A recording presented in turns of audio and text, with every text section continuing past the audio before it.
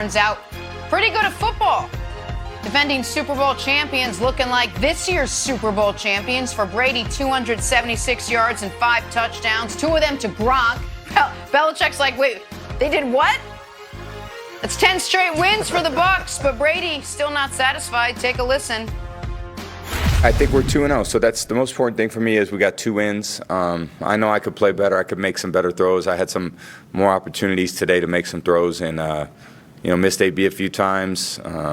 Had some other reads I should have done a better job on.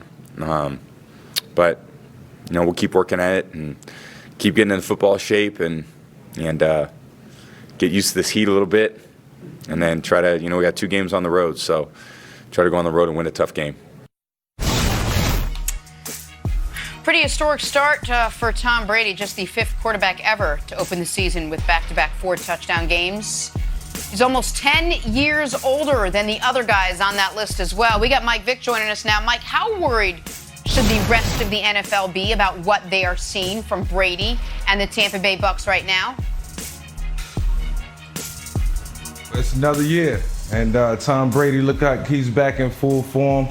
And it's not just Tom Brady; he's just a fraction of what's going on. It's not even Antonio Brown, and it's not Mike Evans. It's Grump, and it's Chris Godwin as of right now, who's been showing up big time in the passing game. They don't even have a balanced running attack right now. It's more so about what Tom Brady is doing in the air.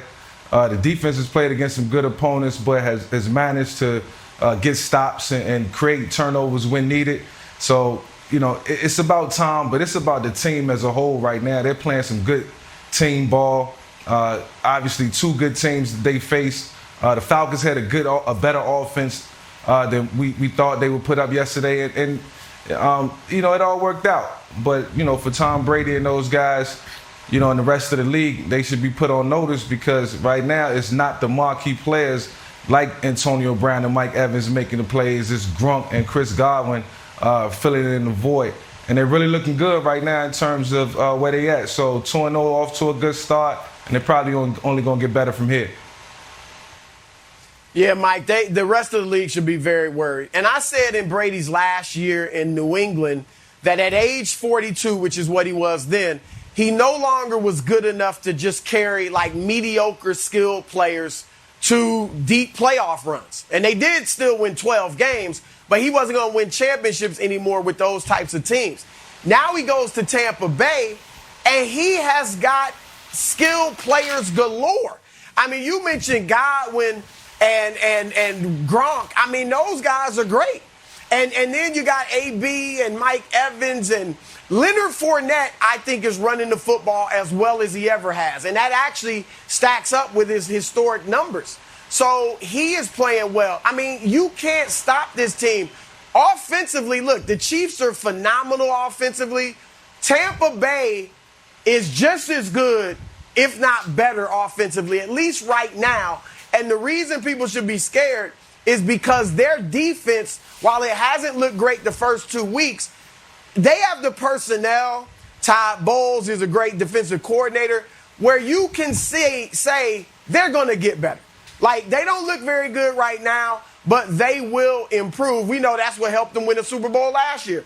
So unlike the Chiefs, who are a one-sided attack with the offense, Tampa Bay, you can predict, will get better defensively, and offensively they continue to play this well. Nick, quickly, this reminds me of when Brady got Randy Moss in New England.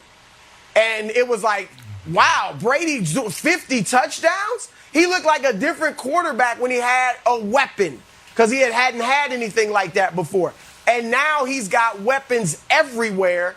And he looks like Tony Dungy said last night. Bruce Arians told him before the year, Brady might have his best season ever. He's on pace to approach that right now. I know it's early, but he really could. I mean, it's so easy. He's got 9 touchdowns, Nick. Poo-poo it all you want. It's just the truth, man. I'm not poo-pooing it. Wild. During the Bucs game yesterday, there was a commercial for the new Michael Myers movie, the new Halloween movie, and Jamie Lee Curtis is back. And I'm like, oh, I relate to her. because it's been for her 40 years. For me, I turned 37 in 2 weeks. I am married with 3 children. When Tom Brady started winning championships, I don't think I'd ever been on a real date yet. The 2007 season Broussard's talking about, I was still in college. And I got to have my Sunday afternoon christened in the 4 o'clock window by back-to-back Brady to Gronk touchdowns. Brady to Gronk? It's 2011? I got to see this tweet sent to me. Tom Brady is about to have more touchdowns in his 40s than his 20s. What?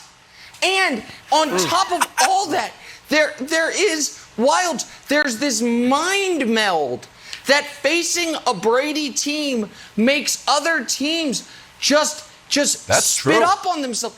The Falcons early in this game, they're moving the ball. They have 4th and inches on the plus side of the 40. They're like, punt. The very next drive, they have 4th and 2 on the minus side of the 40. Matt Ryan, quarterback sneak. What?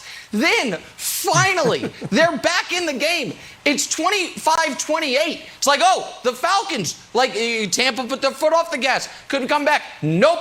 Pick six. Back-to-back pick sixes by the same guy who's like the 11th best player on Tampa's defense.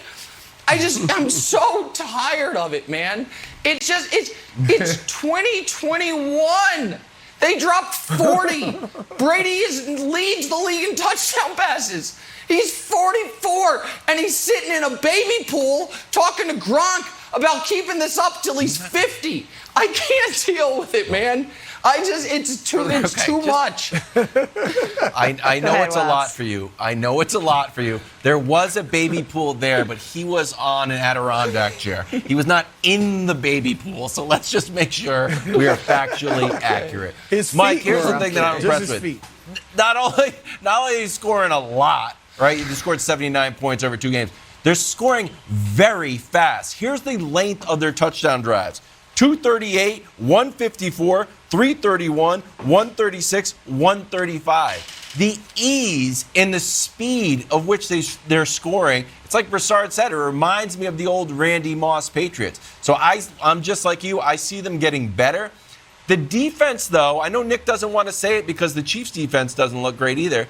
The defense, to me, doesn't seem as dominant. Do you think if there's any flaw to find in the Bucs that it might be that the defense isn't quite as good last year as they are this year, or this year as they were last year? Well, I just crashed him back down to earth in week 2. Well, he struggled hard against the Panthers. No touchdowns, 2 picks. Panthers 26, Saints 7 was the final. Nobody eating W's yesterday. Here was Jameis after the L.